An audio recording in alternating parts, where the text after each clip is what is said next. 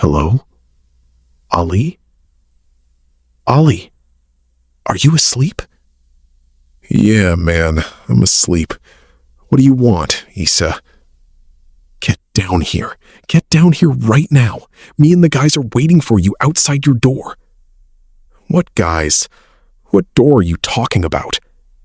Me, Muhammad, and Omar are standing outside your house right now. Get down here fast. We need to talk to you about something important. Guys, come on. I haven't slept in 2 days, and I literally just fell asleep an hour ago. Just get down here. We'll talk about it when you get down. It's urgent. Issa, you're joking, right? I swear I'm not. Look out the window. We're right at your door. Hurry up. All right, look, what do you guys want? Is this some kind of prank? No, I swear. We have something important to tell you. Just get down here and we'll fill you in the car. Man, listen to me. I'm not coming down unless you tell me what this is about. I'm not saying another word until you come down. We're waiting. Bye. I looked at the clock. 11:30 p.m. Good Lord. I couldn't wait to get home early tonight just to sleep. I was completely exhausted, planning to sleep straight through to the next day. But what were these guys doing here now? I had to go down and see what they wanted. I went downstairs, opened the car door, and got in. All three of my friends were there. Muhammad, who was driving, Issa, and Omar. All right, what's going on, guys? I snapped. What brings you here at this time of night? I was fast asleep. Muhammad started laughing. Listen, the guys and I decided we're taking a road trip, and you have to come with us. No exceptions. Guys, I barely made it home to get some rest. What trip? Muhammad replied, listen, someone gave me a package, a letter, that I urgently need to deliver to the city of Rabi. We'll get there fast, and dinner, food, everything on the way is on me. I just need the three of you with me. The city of Rabi? I said. Are you kidding me or are you serious? You want me to drive 700 miles there and back in one night? Count me out. Absolutely not. Before I could even process it, Muhammad slammed on the gas. They didn't even wait for my reaction. Guys, hey guys, stop! I yelled. Please, this isn't funny. I want to go home. Let me out. They just laughed louder, pulling onto the main highway. They weren't kidding. They were actually heading to the city of Rabi. I surrendered to my fate. They've been my friends forever, and they've always been crazy. Looks like I was being dragged along whether I liked it or not. I turned to Issa. Man, God forgive you. Why did you call me? You're the reason I'm here. I know nobody talked Muhammad into this except you. Omar laughed from the back. Come on, man, let's just enjoy it. We're on a road trip. It's 700 miles, so it'll take us 9 or 10 hours max. Besides, I'm starving. I need dinner. Muhammad smiled. Don't worry about dinner or anything else. It's all on me. The guy who gave me this delivery paid me 2,000 riyals just to take it there, so I'm not skimping on you guys. We all laughed, settling into the drive. An hour passed before Issa spoke up. Hey guys, listen. I'm looking at the GPS, and it says it's over 700 miles to the city of Rabi. I laughed. No kidding, genius. We all know it's 700 miles. What's new? Don't listen, Issa said, turning around to face us. I was messing around on the map app. It found something you won't believe. You just wait, that's our highway.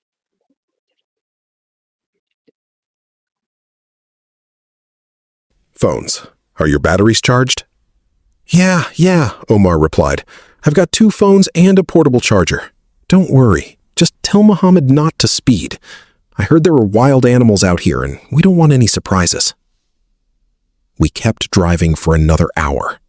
To pass the time, we queued up a dark audio narrative from the Shadow and Script US YouTube channel. The atmospheric narration fit the eerie darkness surrounding us perfectly, making us feel like we were living inside the story itself. Suddenly, Muhammad slowed the car down. What's wrong, Muhammad? Issa asked. Why are you slowing down? Muhammad was staring intently into the darkness ahead. Guys, I think I just passed an old man standing by the side of the road. I'm going to back up. What if he's stranded out here with his family? My heart sank. An old man? Out here in the middle of nowhere? Surrounded by miles of endless, empty desert? Muhammad put the car in reverse. When the headlights swept over the figure, we stopped. An elderly man was standing right there. Muhammad rolled down his window.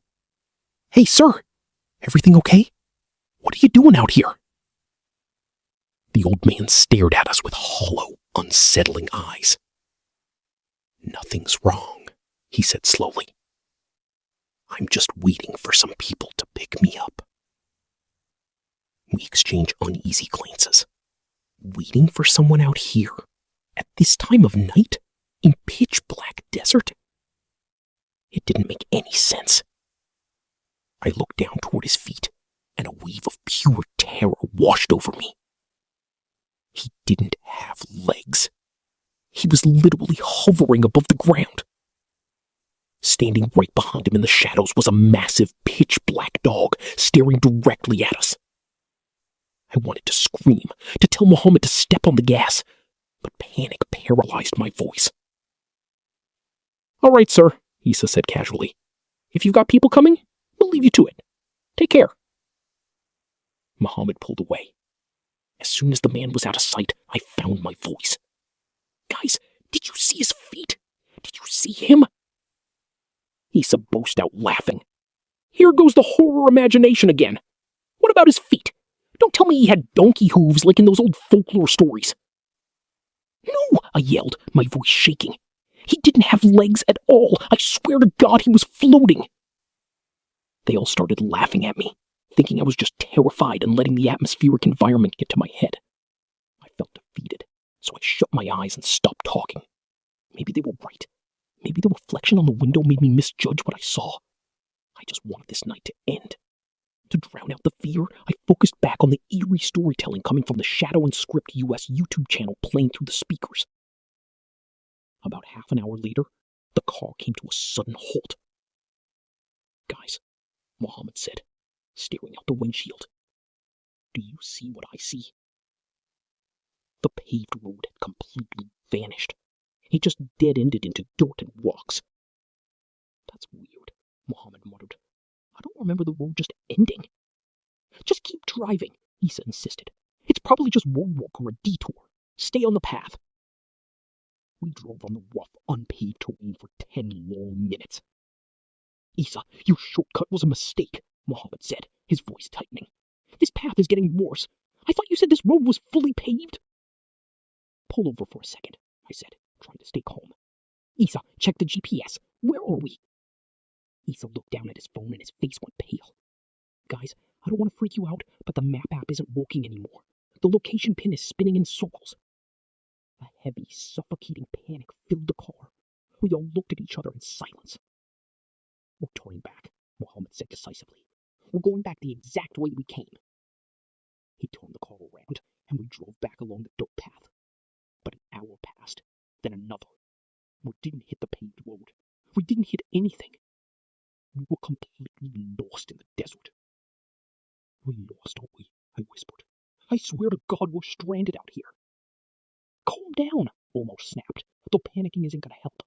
"Look, cell service is completely gone. My vote, we stop driving. It's almost 2 a.m. In 3 or 4 hours the sun will be up. We wait until dawn."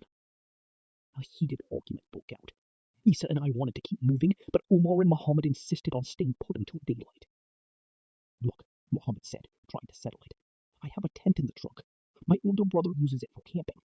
We can set it up, build a small fire, roast some potatoes I brought, and wait out the night. I have plenty of water. It's only a few hours. What is there to be afraid of?"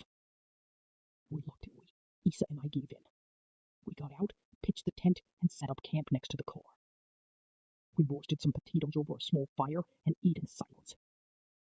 "Are you guys really sure about staying here till morning?" I asked, looking around into the endless darkness. "This place creeps me out." Omar smirked. "If you're that scared, go sleep in the car like a baby." Before I could reply, Issa spoke up. His usual bravado was gone.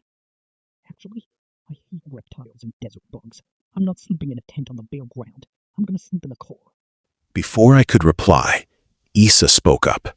His usual bravado was gone. "Actually, I hate reptiles and desert bugs. I'm not sleeping in a tent on the bare ground. I'm going to sleep in the car."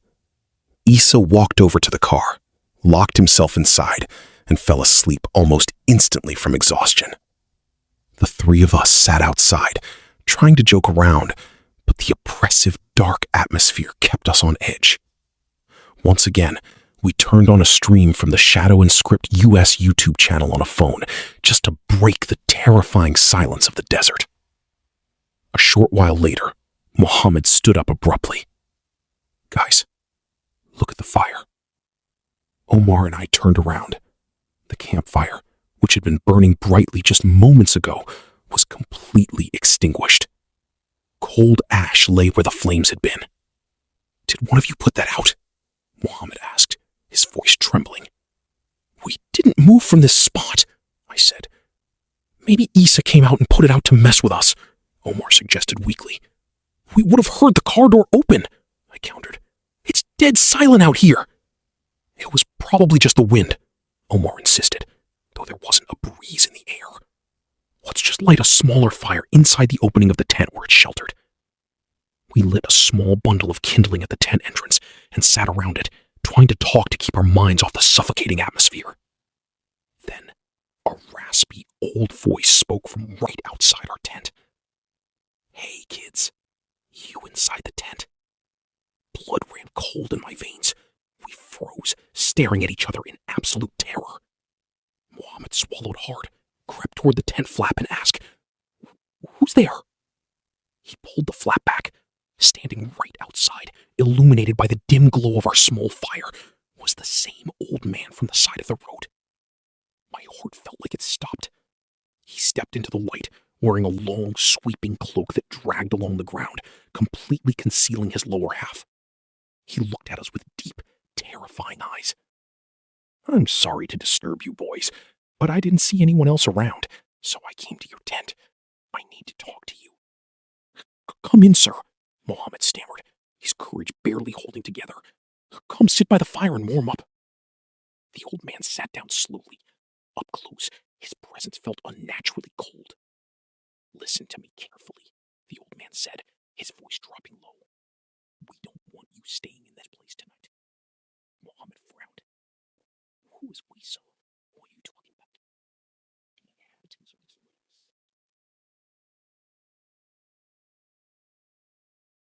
"Forget the tent!" Mohammed screamed. "Leave it! Get in the car!" We scrambled into the vehicle. Mohammed slammed the car into drive and floored it.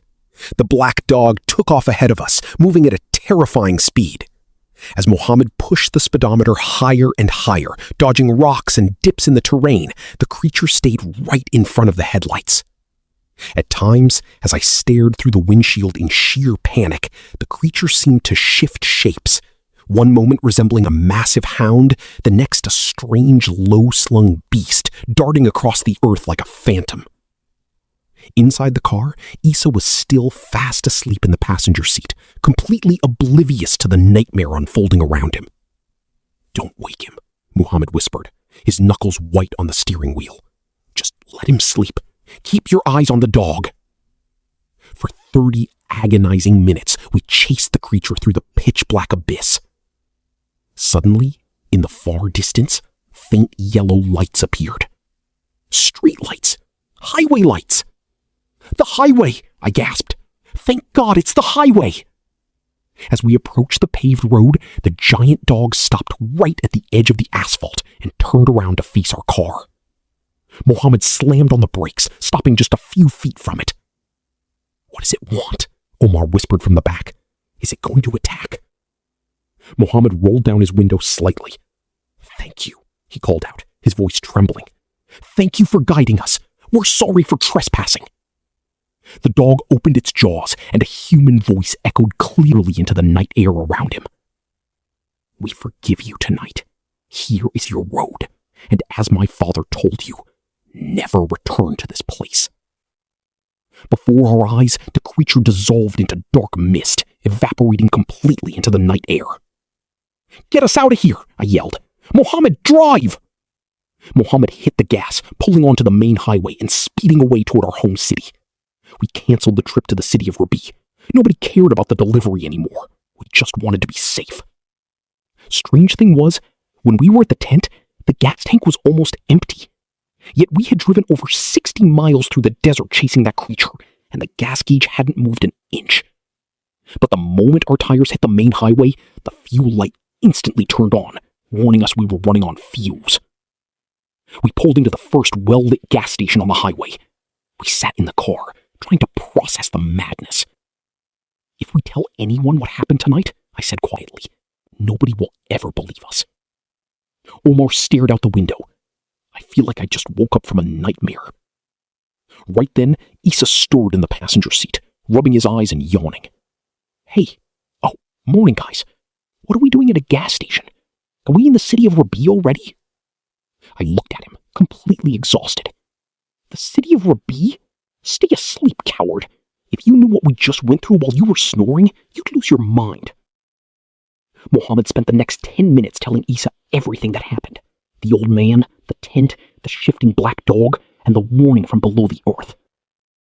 Issa listened, then burst out laughing. A talking dog guided you back to the highway? Man, you guys took advantage of me sleeping to pull a prank on me. Your GPS probably just started working again, and you met some local driver who gave you directions. We didn't even bother arguing with him. How could anyone who wasn't there believe it? That night taught us a terrifying lesson. There are places in the world, hidden stretches of forgotten earth, that do not belong to us. If you ever find yourself traveling late at night, stay on the beaten path. Respect the dark. Because if you accidentally wander into a forbidden place, you might not be lucky enough to get a warning before you disappear forever.